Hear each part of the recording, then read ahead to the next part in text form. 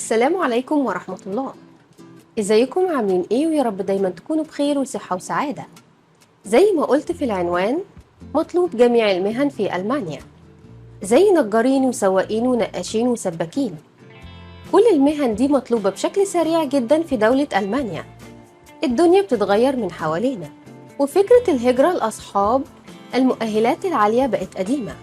ألمانيا بقى فيها عجز كبير جدا في سوق العمل، وفي الأيام الأخيرة ابتدت الحكومة الألمانية تغير قوانينها عشان تسهل الهجرة ليها. بنسمع من فترة كبيرة عن قوانين العمل الجديدة في ألمانيا وفرص العمل المتوفرة فيها بشكل كبير.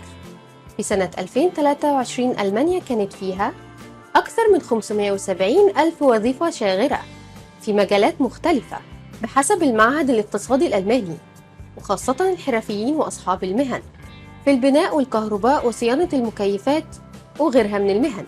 فدولة ألمانيا عندها نقص في العمالة في كل المجالات تقريبا، من الدكتور والممرض للنجار والسباك والكهربائي.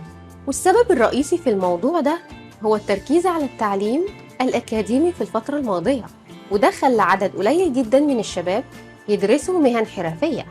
غالبية الشباب عاوزة تاخد شهادة جامعية، وبعدين لما يتخرجوا ما يلاقوش شغل في الوقت اللي الحرف فيه بقى عملة نادرة.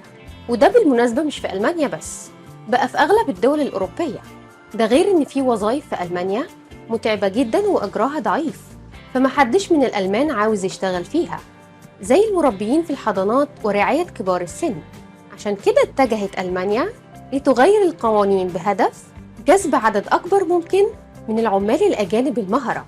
نظام الهجرة في ألمانيا اتسهل جدا وبقى قريب جدا من النظام الكندي والأسترالي، بحيث إن الشروط بقت غير تعجيزية. الحكومة كمان بتحاول تخلي البلد جذاب أكتر للعمال الأجانب من خلال إجراءات مختلفة، زي مثلا تسهيل الحصول على الجنسية الألمانية، وكمان السماح بازدواجية الجنسية. وفي كمان قانون الحكومة بتحضر ليه حديثا، وهو إعفاء العمال المهرة المهاجرين إلى ألمانيا حديثا من الضرائب على الدخل بنسب معينة في ال3 سنين الأولى من إقامتهم في ألمانيا. والمقترح ده بالمناسبة لقى انتقادات كبيرة جدا في ألمانيا، لكن ألمانيا ما عندهاش بديل غير استيراد العمالة المهرة من الخارج، وده ببساطة لأن المجتمع الألماني اتصاب بالشيخوخة. في إحصائية بتقول إن في عام 2035، يعني بعد 11 سنة بس، هيختفي أكتر من 7 مليون عامل من سوق العمل في ألمانيا. انتوا متخيلين الرقم مهول ازاي؟ لما الرقم ده يختفي من سوق العمل في ألمانيا، يبقى مين اللي هينتج للدولة؟ الرقم ده بدون مبالغة هو تعداد دول زي ليبيا مثلا. ده غير كمان ان الهجرة العكسية من الألمان وغيرهم من الجنسيات لخارج ألمانيا كترت جدا الفترة اللي فاتت.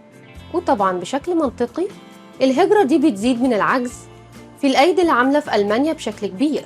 بحسب إحصائيات في عام 2023 في حوالي 1,270,000 شخص هاجروا من ألمانيا في السنة دي، ومنهم 265,000 معاهم الجنسية الألمانية. غالبية المهاجرين الألمان بيروحوا لسويسرا والنمسا وأسبانيا والولايات المتحدة عشان مفيش هناك عائق للغة، وكمان الأجور هناك أعلى. والهجرة العكسية هي من أهم الأسباب بحث ألمانيا عن عمال من خارج أوروبا. وكمان بقى في تراجع كبير من المهاجرين الأوروبيين لألمانيا في الكام سنة الأخيرة.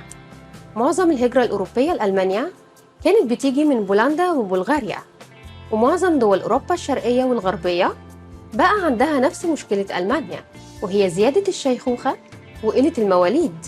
غير كده غالبية الناس مش شايفين إن الهجرة في ألمانيا جذابة بالنسبة ليهم، لأنهم ممكن يلاقوا شغل في بلدهم بمرتبات أعلى من ألمانيا.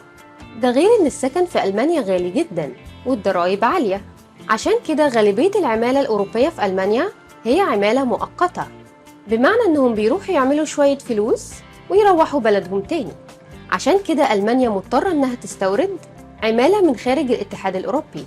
أنا شايفة إنها فرصة كبيرة جدا لأي حد عنده حرفة أو مهنة هو كويس فيها إنه يهاجر على ألمانيا، اللي زي ما قلت في أول الفيديو إنها بقت تسهل الإجراءات والقوانين جدا عشان هي فعلا محتاجة العمالة المهرة. حبيت أشارككم المعلومات المهمة دي، وأتمنى التوفيق للجميع، وإلى اللقاء.